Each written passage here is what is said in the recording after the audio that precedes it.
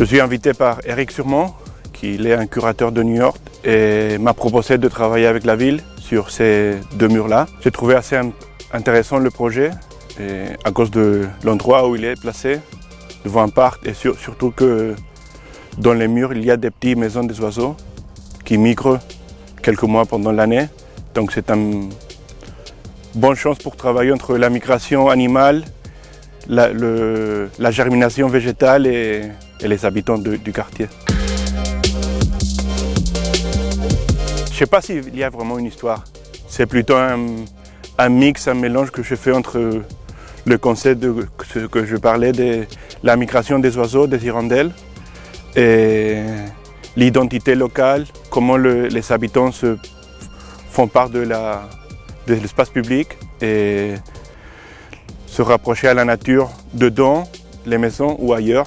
Et comme tout ça, ça change un petit peu l'histoire. Au début, je travaille plutôt sur l'histoire de l'endroit, en ce cas de la ville d'Angers, et étudier un petit peu comment ça marche la ville, la société, l'économie, la nature et tout ça.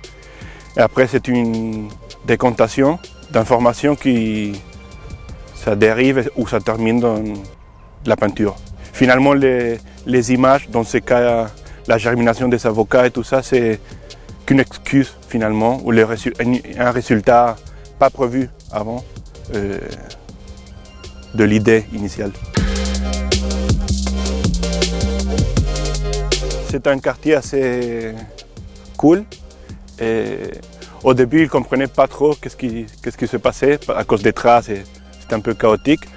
Mais après, à la fin, j'ai eu beaucoup de bonnes réponses des voisins qu'ils étaient contents avec le travail. À la fin, c'est l'expérience la plus intéressante de partager avec les voisins parce que c'est que ça, travailler dans la rue, c'est ça.